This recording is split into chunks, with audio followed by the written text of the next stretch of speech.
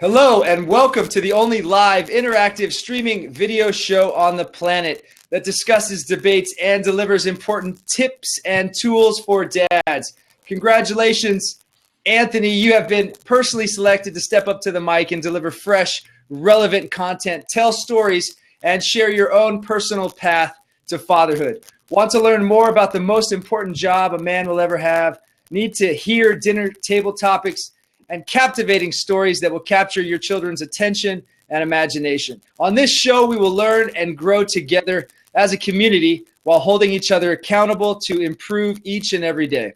So what are you waiting for? It's time to show the world what makes you a father of the future. Be honest, tell your friends, laugh, cry, and open your hearts so that we can all learn what it takes to be committed, engaged, and devoted to the children in our lives. My name is Luke KAYYEM, and I am a father of the future. Anthony Campo in the house. Anthony, you are going to be a father in the future. Ah, there he is. That a boy. He figured it out. He's in an elevator in Seattle right now, man. Glad to see you can make it. Perfect timing, Nacinovich. As always, he finds a way in. So welcome my two guests this week. This is our 8th show. This will be our 8th experience, and I'm extremely excited. You are my two favorite Anthonys in the world. Anthony Campo, California Fit USA, coming from Huntington Beach, and Anthony Nasty Nacinovich, who I've known my entire life, coming to us from Puget Sound up in Seattle, man. How's it going, guys? Bellevue. Yeah, it's about the same. It's close. I'm within a few miles. How's it going, boys? Oh, it's great, man. Good. Yeah. All right. So you understand what we do on this show. We talk about, where we come from, where we are, and where we're going, and how to be a best possible dad at the greatest job we'll ever have. And it's always a work in progress. Today was one of those days, and both my kids are watching this show right now, so I'm sure they can attest. But, I gremlined out on them. I pulled a Shrek. I lost my cool early this morning, and it happens sometimes. So I'll be the first to admit it, especially on a public station like this. Cannon and Camille, I apologize for yelling like Shrek this morning. I know you'll forgive me because you guys yelled right back. So, Anthony, you're here. You've got your first baby on the way. You got a due date of February. You've been married a little over 2 years now? Yeah. You're a little over 2 years. Your wife, your business partner, Melissa Popovich Campo, is having her first baby as well. And tell me what's going through your mind, your body, and your hearts right now. It's just like, it's kind of like you know this present's going to be here or this package is going to be delivered, and you're just waiting. And certain things like happen, kicks or does whatever, to kind of let you know he's there. But, it's just like, okay, we'll wait. There's certain things we need to get prepared for, but, what else can we do besides wait, right? And kind of set up our lives to be ready for it. So. Now, did you guys plan to have kids this early into your marriage, or was it when it happens, it happens? Like when we got married, we really didn't have an idea of when or what, we came from a similar but different background, and us ourselves, and we're never like, we need to have kids. But, it came to a point in our relationship where it was like, we live for ourselves, but, that's something else, that bigger purpose to live for, something to raise, something to take care of, things like that. Just, yeah. So we decided, really, really quickly, and it happened really quickly. So, and do you guys know if it's a boy or a girl? Yeah, it's a boy. And give us a quick spin for those that are just joining us right now of the room. This is obviously the first piece of construction that you'll have. You'll have many of these. But I remember putting up the crib And then I remember putting the walls down on the crib. So I'm gonna let Anthony tell a story here. His kids are about my kids' age. They're 8 and 7. And Anthony, you've got one coming right now. So obviously there's highs and lows of this thing we call fatherhood. But I remember driving home, and my first child, Ken, and my son was born in Cedars-Sinai Hospital, which is really cool. It's in Los Angeles, and that's actually where I was born some 27 years earlier. So I'm leaving the hospital.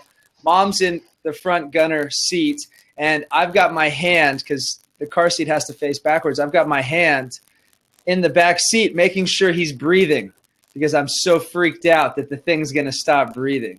And I remember, like, within 3 days, Mom had to go somewhere, and I actually took Cannon to go see Sarah Baggett, Anthony, down in Long Beach, so she could see Cannon for the first time. I pulled over 3 times on the way to make sure it at the time was breathing, and that it now can sing songs and dance and throw fastballs. So, man, it happens so quick. Anthony, introduce yourself, and please tell us, and Nacinovich, please introduce yourself and tell us where you are right now in your fatherhood, because you're actually one of our first guests who's a single parent and a single father, and you grew up with a mom and a dad. I've known you and your parents my entire life, Joe and Marcia Nacinovich. We grew up together, and we lived across the street from each other for a couple years. So, where are you right now in your life? What's happening? Please run us through that. Well, I want to start off with just thank you for letting me be on here. I'm excited. Obviously giving me the having children is a big responsibility.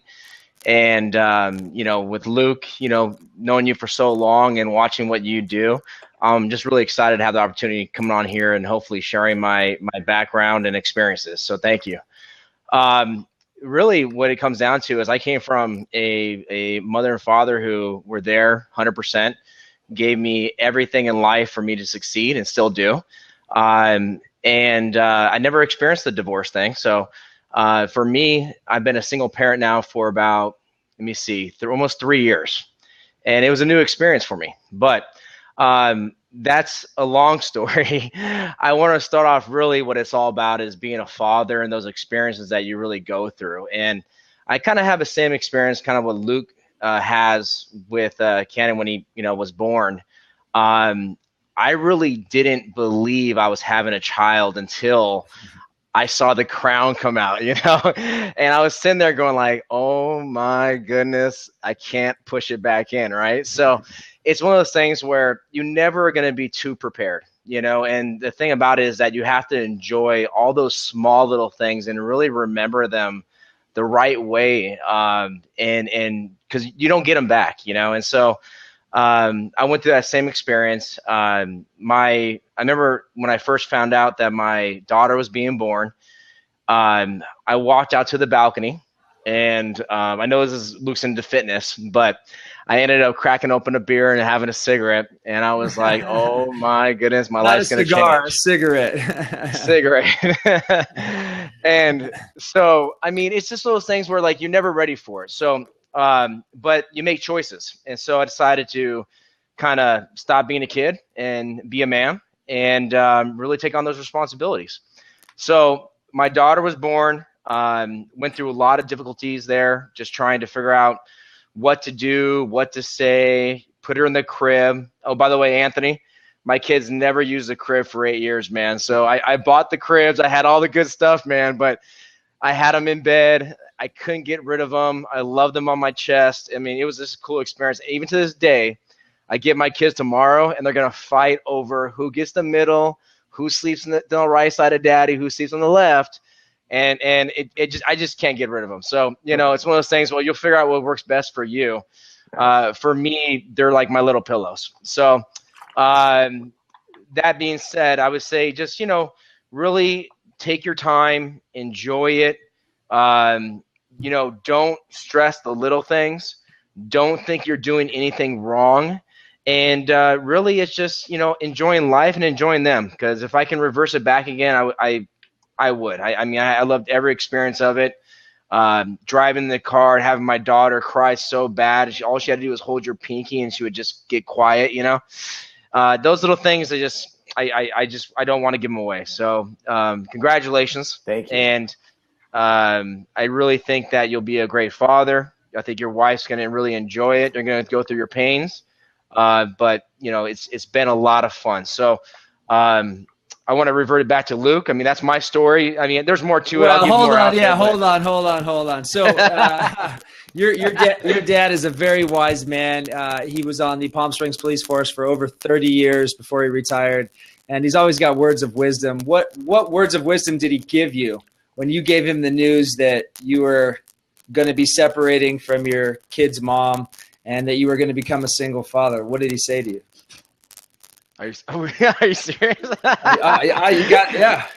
Come on, man. You know my dad. Okay, so all right. So I can give you. Okay, one, he said that the first thing was this happens, and don't keep your head down. You'll find somebody else. The main thing is take care of your kids, and he said to me, whatever you need, just ask for it. No questions asked. So that was the first thing he said was, we have your back, and I'm your dad, and whatever you need from me, doesn't matter what it is, I'll give it to you. And so that was the first thing. The second thing he said was, what do you want? And I had to make some tough choices. I was in a situation where I could have gone different places, and I did make a very tough choice. It's personal, but I'll share it because I think a lot of people aren't putting these. I think Luke knows what I'm kind of getting to.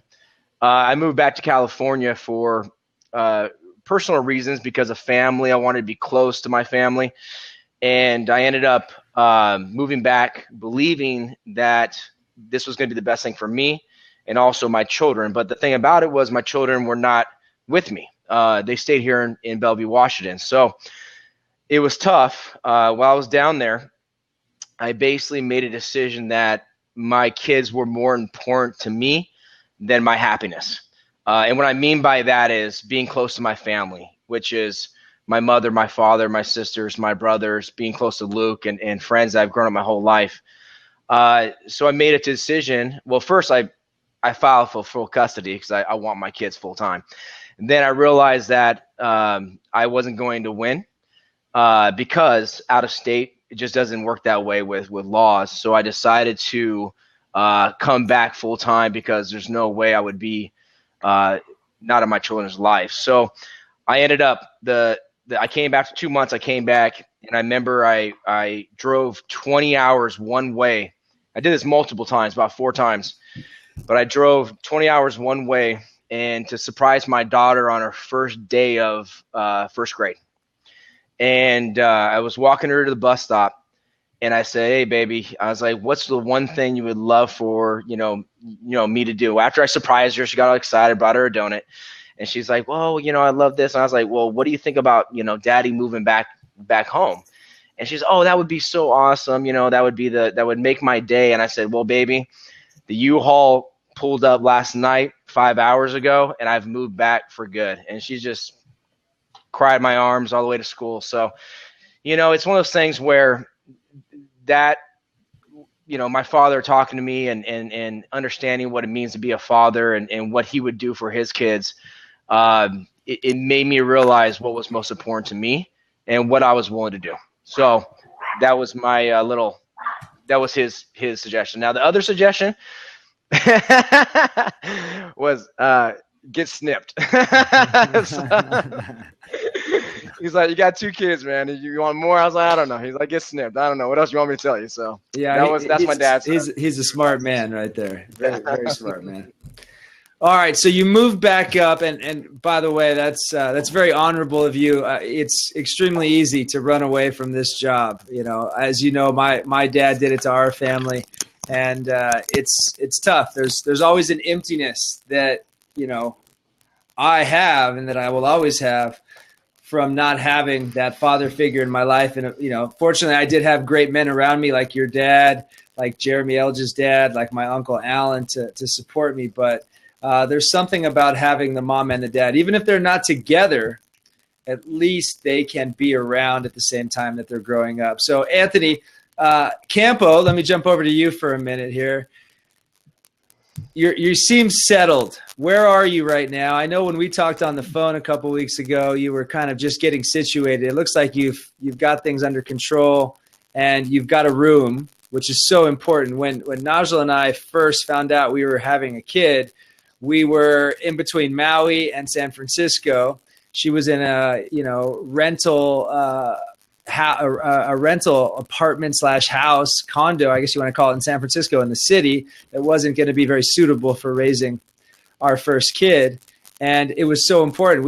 She changed jobs and locations and got married in the same year, which is extremely stressful for a woman. So I can see you're already losing some of your hair, Campo, right now. That before you even found out you were having a kid, you had a lot more hair. So it's only going to keep falling out, man. I recommend coconut oil twice a day. Nice. Sorry about that, my man. So tell us where you're at and how does it feel to be settled and ready for the baby to come in February? Oh, it's good. We're in a little transition point with moving in different places and trying to find the right actual place. And we got into this place and we had to redo the bathroom and things like that. So this last week it just got together, and we've been putting the room together, living room together, our room together. So it's a lot better to get back into a routine of doing what we do, getting up, eating, having a place to actually cook meals and things like that. So yeah, it was definitely challenging and a bit stressful and things like that over the last about 2.5 months, really. Yeah, and like we talked about on the phone, this is such an important time in your life that you don't want to have, anybody or anything upset, because times are going to come where you're going to get upset. And I'll use today as the example, right? The 9 months that my wife was pregnant and those first 6 months after that, there's about 15 months there where you're kind of walking on eggshells, but you want everything to be perfect. And it's not always going to be perfect. Those first 6 months after the baby comes, I think, are some of the hardest and most challenging, because the baby doesn't give back yet. And what I mean by that is right now you're spending 9 months of hard manual, physical, and mental labor to prepare for this kid that's just going to look at you, puke at you, pee and poop on you for the first 6 months. And then finally, and I remember where we were in Maui at a luau, you're going to get this crack of a smile. And that changes absolutely everything, because now they start to give back to you, and all the hard work that you put in is now starting to pay off. And I use the terminology investment, and I don't mean it from a financial standpoint, but your kids are a major investment. Anthony, I look back now and I know what my mom was trying to do. We were just a little too different in the way and the age, I think, that we were. My mom had me at 43. So, I had my first son at 26. Anthony, you're right around 27, 28. Campo, what are you at? 31, 32? 34, right? So I have a lot of things in common with my son because we're decently close to age, 25, 26 years apart. With my mom, I didn't have that as much. Not only were, we a male and a female, I was a boy going through puberty growing up without a dad, but I also, I revolted.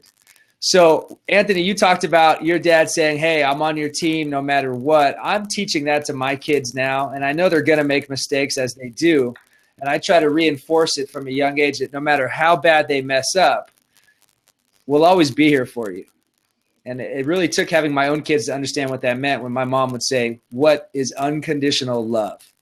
Unconditional love is no matter how bad you screw up and no matter how pissed off I am at you, I'm going to be there for you and I'm going to love you no matter what. So I feel that it's such an important thing. Anthony, have you guys done any, besides Lama's class, and is she having a natural or a C-section? I think natural, as far as we know now. Have you taken any parenting or fathering classes, anything on the birth? I've been listening to some audiobooks. Started That new one means today, no. so. Luke, what's funny, man, is I took my parenting class because of what you told me. So I took your advice. I don't traditionally read the manual when I get things from the store. I like to put them together on my own. But we did a lot of research on, having kids for the first time. And, Najla had 2 C-sections. So we knew the time and date. And it was so funny that this doctor in Los Angeles, he's in Sherman Oaks, he's doing like 3 to 5 of these a day. He's like, here's the deal. You could go into labor right around October 20th or 21st, but your son's already late and he's big. He's almost 9 pounds. So you can have the most painful 50 to 55 hours of your life, or we can schedule this for tomorrow morning at 6 a.m. It's up to you. And we were like, oh, let's take the 6 a.m. time slot. Yeah, we'll take that. Totally. And he was like, I highly recommend it. So I know a lot of moms want to experience that. And none of us 3 are the ones that should be talking about what a mom wants to do to have her kid. But the C-section worked great. Both kids are very healthy. Cannon spent 24 hours in the cube or in Q because of a C-section. The liquids in his lungs were not pumped out naturally from the natural birth. So he had a lot of fluid in his lungs. And you talk about scary, man. I spent 24 hours on a different floor and you don't know what's going to happen. You don't know, what's good, what's bad. The nurses don't walk in and they give you the thumbs up right away. It's always just a little bit scary. So what's your scariest moment, Nacinovich, as a dad? Camille has lost 11 teeth, right? That's been a scary moment for us. No ER trips. I mean, there's been a few doctor visits or urgent care. But anything scary for you in the kitchen, backyard, driving? Mine actually happens often with my daughter. What's your daughter's name? Madison, and my son's Luke. That's a great name. Hey, man, I never got a chance to thank you, but that is a very strong, powerful name. I love that name. I spelled it Luc, so Luck. It's a little bit different, but yeah, no, I hear you. You're welcome. So my daughter went to the hospital about 2 weeks ago. She goes in anaphylactic shock for any dairy, butter, milk. My son also goes in anaphylactic shock for any peanuts or egg. So I basically cook everything fresh. Don't ever eat out. You have to be very careful. But the most scariest thing was probably, it's more common now, so I'm used to it, but it was the first time it happened. I was in Vegas, and she was 6 months old, and we dropped her off at my parents' house in Palm Springs. We drove up, obviously we lived in Rancho Cucamonga at the time, so we're pretty close. Drove up and got up there, had a great time. I think it was like New Year's Eve, and she was 6 months old. My parents ran out of breast milk because we had to give them a ton, so I don't know how they did that, but they must have just been pumping her with food to keep her quiet or something. I don't know. But they ran out. They called us like any parent would do. They went to the store, got formula, so on, fed her. She fell back to sleep, and basically my sister came over and saw her. She was coughing in the crib. Her whole body was in hives, rashes, and she was basically throwing up, spitting up the mouth a little bit, I guess.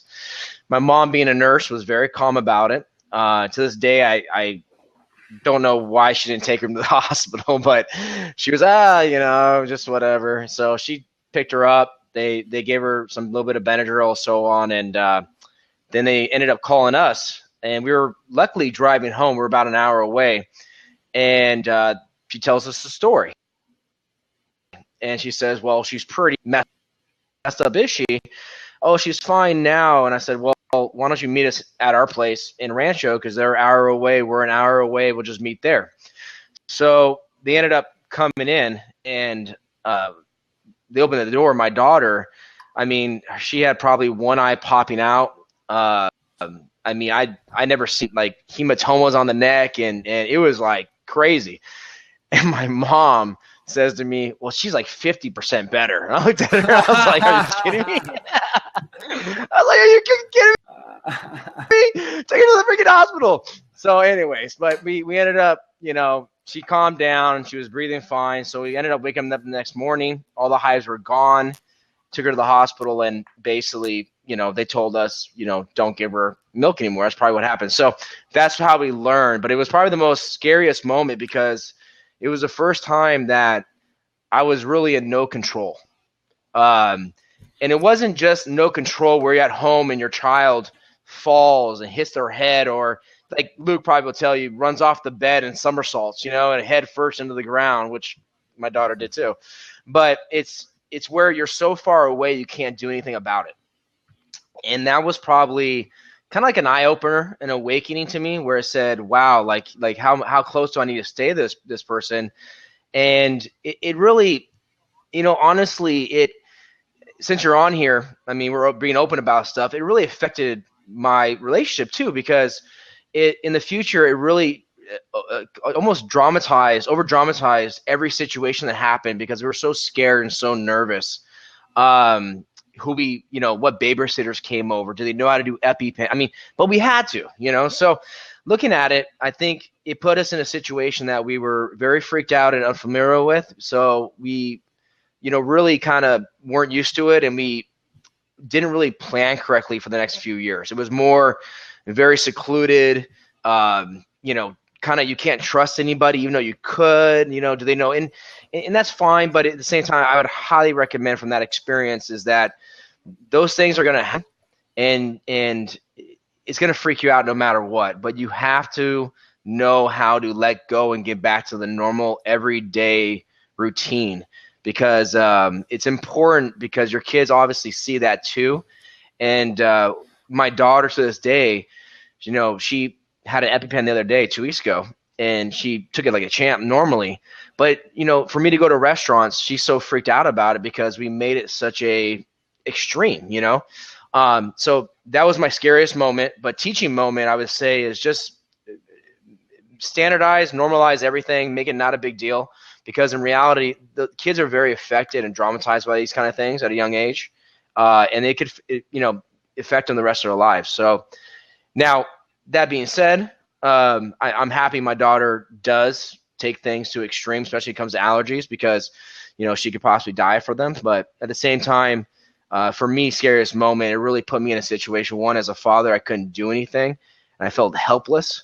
I turned to every corner, from friends to family, and they had no idea, because nobody has a family member that has that severe of an allergy. So I had to do a lot of research. And then also at the same time, I had to learn how to cook food. At the time, I was kind of decent at it, and luckily my ex was very good at it. So I became her sous chef, and I started learning how to really make those family meals. So, I guess there's good that comes out of the bad, but at the same time, that was probably my scariest moment. So Nacinovich and I lost a very, very, very dear friend at a young age. I was a freshman in high school, and Anthony was in 8th grade. And we lost a friend of ours named Kevin Brill to a jet ski accident on the Colorado River.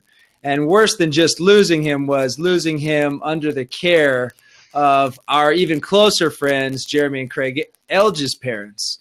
And, it's affected us our whole life, I'm sure, as it has the Brill family and the Elge family, even more than you and I would ever imagine, Anthony. But that is a huge fear of mine. I'll be brutally honest with this group right now is, you don't ever want to lose a child.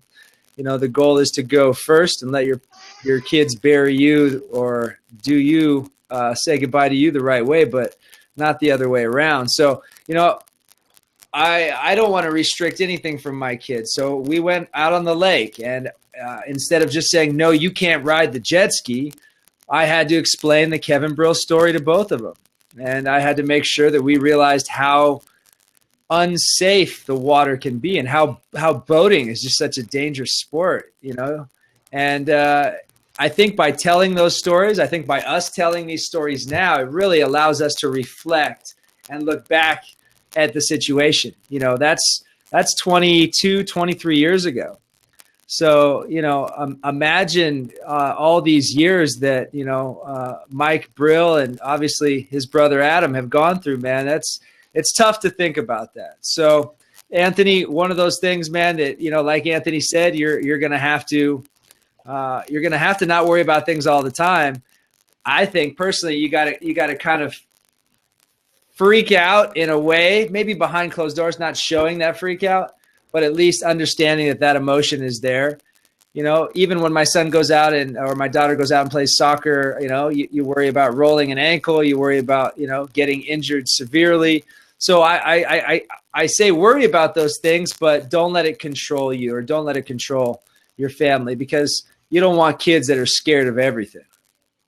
Can I say one thing about that, Yeah. Luke? Second piece of that, man, I would say is communicate with your wife. If something happens, after it happens, you know, come up with a game plan. Say, hey, what do you think about that? You know, how should we approach it in the future? You know, what's our strategy? Because in the reality of it, you never have one until it happens. And so, you know, we came up with a plan of, you know, certain contacts or people, but we probably should have done it more than we did. And it was one thing that I look back on is that, you know, you can definitely do more in the planning and the preparation that really reduces those, you know, unknowns when they do happen. So, you know, and it's just all through communication and making sure you guys are on the same page, because you have a team member and you have a partner, and the more you two are aligned, you know, the more effective you're going to be. So. Campo, let's ask you, let's lighten it up a little bit here, but the way that you were raised, right? Tell us about your relationship with your dad, or the father figure in your life. My relationship with my dad is, I from what I've experienced from my friends' fathers, it was a lot different. At an early age, like I was even trying to remember him at our old house, like the house that I grew up in and things like that. And I don't have very many recollections. It wasn't like I wasn't close with them, because, you know, I was very fortunate when my parents split, they stayed friends and they stayed very civil, and there was no fighting or anything like that. They came to agreements, and that's with it. So I spent a lot of time with my dad on the weekends, almost every weekend. And then, you know, I just kind of hung out with my dad, like more like a friend. You know, I didn't have, you know, he wasn't there on a daily basis to discipline me or do anything like that. You know, that was all left up to my mom. Which kind of is lackluster on her part. So, you know, and we just stayed close and got even closer once I got, you know, in high school and things like that. And, you know, I think it was like 12 or 13, he picked up golf. So that was our thing. Like, we go golfing everywhere. You know, I realized that I didn't really like the game. I just like hanging out with him and, you know, pissing him off sometimes with antics on the course and things like that. But, you know, and then through high school, we got really close and he became more like a mentor. You know, we had connection through playing football and doing that type of thing, where I'd call him every day and we would talk. Yeah. And then, I actually lost him quite early in 2002. So, but yeah, I mean, he was like my best friend. So it's almost like he was my father, but more like my best friend than anything. What will you teach your son that your father taught you, Campo? Oh man. If you know, my dad was somewhat of a character, and he was like, with his side of the family, like there's just things that were my dad. Like, you know, anytime you took a picture of him, he'd be flicking you off and doing all that stuff. Like, he didn't have a filter on him. So with that stuff, then, you know, he wasn't prim and proper. You know, he came from New York and got over here was known as the punk from New York. So he always had a chip on his shoulder. And, you know, the main thing, I mean, I got it from both sides. My mom's a fighter. My dad's a fighter, you know, and, you know, that's one of the first memories I have of my dad. I got punched in the face, and he's like, "What are you crying to me for? Go get out of here." And I was like 4 or 5 years old, so it's like I guess but he had a huge heart, so he always told me don't take kindness for weakness, and don't let people take kindness for weakness, and yeah. A bunch of other stuff that probably shouldn't talk about here. It's probably not put a little advisory on. So, yeah. I mean, over the years, I realized I picked up things. I don't know if it's DNA or what, but not being around him as much, but the things that I'm good at, that I can remember. I can look back and be like, oh yeah, there's things about how he ran his body, he managed body shops and things like that. So, and how he ran that stuff. And I'm like, well, my mom's not like that. And I'm like, just like that. So it's funny how those things just transfer over, and he was completely loyal, to his friends, to almost to a fault, So now, life is full circle, and, I lost my mom at 25, but both of you guys still have yours, but they are getting older. What have you guys noticed? What things have you had to start thinking about as your moms do get a little bit older, and taking care of them, and how does that feel to see you, not only us getting older, but moms getting older, and obviously kids getting older. I had this conversation with my son this weekend. So, side story here. I'm all about the experience, and the two greatest experiences that I've had with my kids have come from traveling and doing adventures, not from toys, not from books, not from movies. So I'm a huge fan of doing these adventures and traveling with our kids. And last weekend, I got to go to Oxford, Ohio, and visit the Miami University campus with my son. And we got to train in the weight room, and he got to play baseball with the baseball team. And I had to talk with him. And some people may say it's premature, but you know what? He turns 9 in 2 weeks. I've been talking about this a lot this week. He's halfway to 18. He's halfway to college. So I had to talk with him about this university and universities in general. And that if this is something that I think he wants to do, because he talks about going to Stanford and playing baseball, then if he continues to get straight A's and he continues to play baseball, he can get a scholarship, he can get a ride, and he can go and get treated like a king at one of these Division I colleges. And in my head, I'm having this talk, and I'm walking around the campus with him. And, you know, it's crazy to think that he was just born. I mean, Anthony Nacinovich, how quickly was your kids feel like they were just born? And now, you know, mine are 9 and 7.5. Yeah.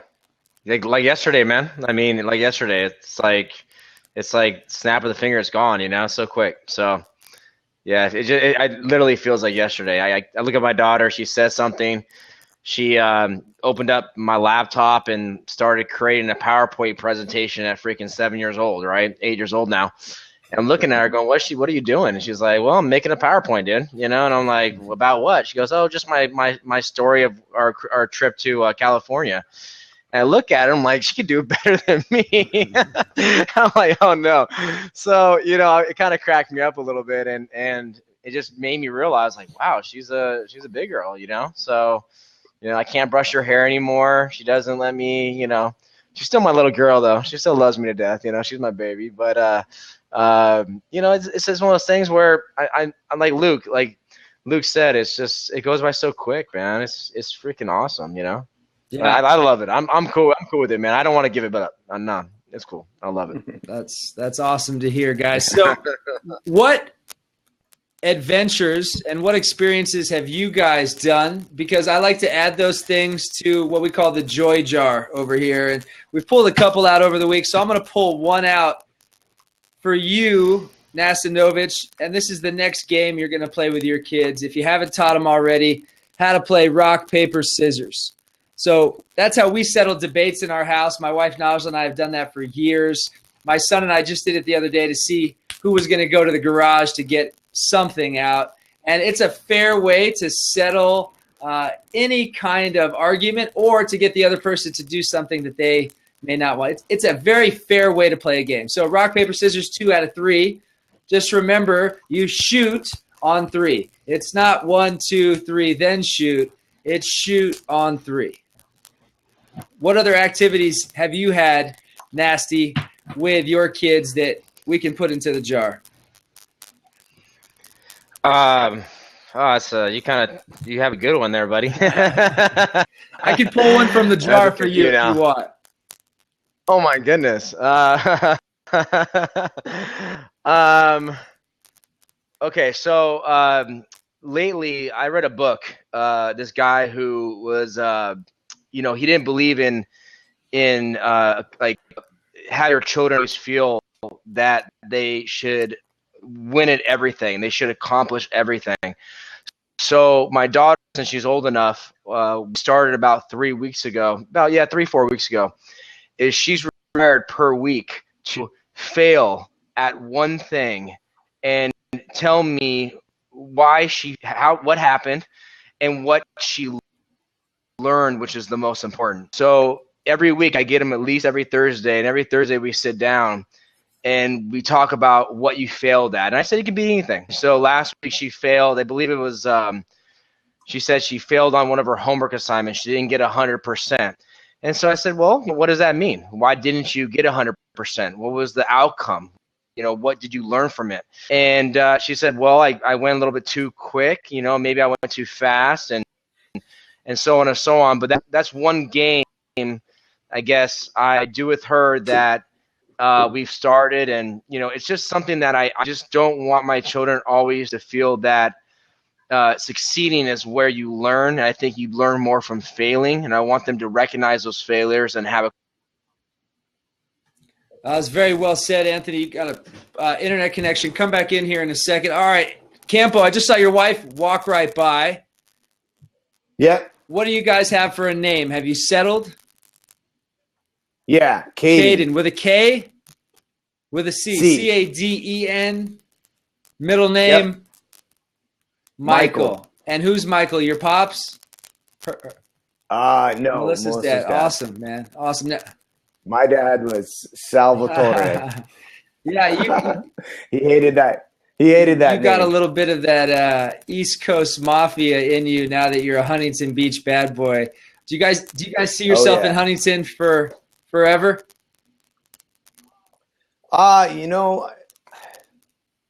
It's kind of up in the air. I mean, I've been here all my life. Like, I haven't left. I was gone for probably one semester up in Northern California. And I've always wanted to travel. I mean, I kind of always felt like this would be my home base, but, I'm open to wherever it might take me. We went back to Ohio this last month, and looking at that, being in the perspective that we have now with having a kid and looking at the lifestyle that, that they're having back there, and then looking at all the families around here and what the influence is, and even talk to my sister about, we've got to have kids in sports, and all the moms are running from sport to sport to sport, and they're just like driving everywhere around. And I'm like, that's not how I want to spend time with my kids. That's not when I want to spend time with my family, and I'm like, I've got a house over here. I'm like, I could sell that property, and I could have the house that I could have back there, is insane, and the lifestyle. So it's been a question. It's been like, that would be a possibility. But, and have you been there? We're in winter? Oh yeah. That's the thing. I mean, I've grown up at the beach and I've done this, and we kind of don't have seasons, I mean, it's kind of like Scottsdale. It's either hot or it's kind of hot, I mean, it's cold, super cold at night, but it's hot, I mean, here, you have great weather, you have the beaches and stuff, but man, we're just working all the time, like that's how everybody we see, they're working all the time to live here. And, I think more important is time with the people you love and family and things like that,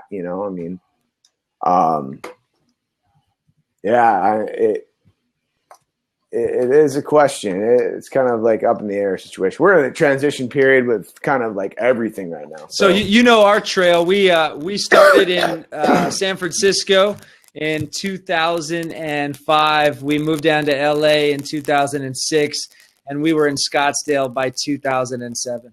So we literally went from fast, small space, go to a little bit less now, living not downtown, but on the freeway, until finally we said, look, we don't want to do this.